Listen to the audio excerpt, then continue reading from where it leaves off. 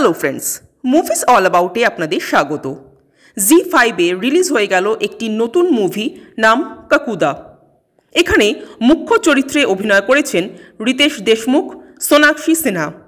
এটি একটি horror comedy movie. গল্প সম্পর্কে যদি বলি তো একটি গ্রামের প্রত্যেকটি বাড়িতে ছোট বড় দুটো করে দরজা।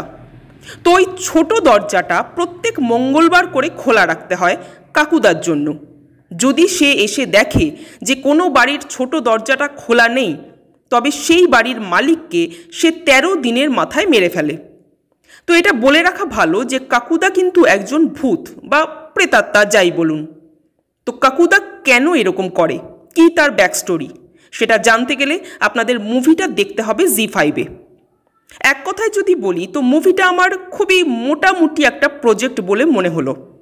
এখানে ভয় লাগার মতো সেরকম কিছু পেলাম না, আর কমেডিটাও খুব সাধারণ। মানে এইরকম কমেডি আমরা মোটামুটি দেখেই থাকি। কনসেপ্টটা আমার খারাপ লাগেনি, বরং ভালোই লেগেছে।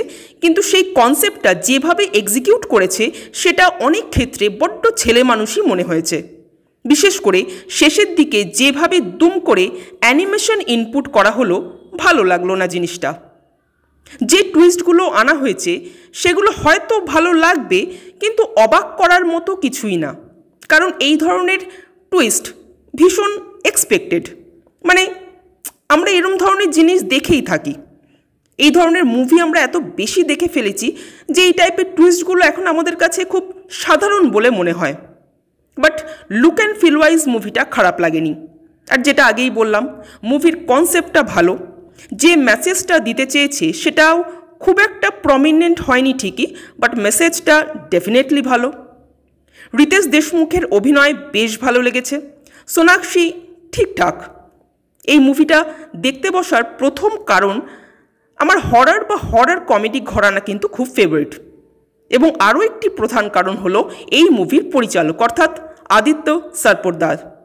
তার রিসেন্ট কাজ মুঞ্জা এতটাই ভালো লেগেছে যে তার নেক্সট কাজ তো দেখতেই হতো।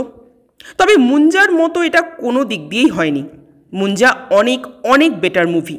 বাট তাও বলবো একবার কাকুদা দেখতেই পারেন, ওয়ান টাইম ওয়াচের জন্য ঠিক আছে। যাই হোক, এই ছিল আমার রিয়াকশন।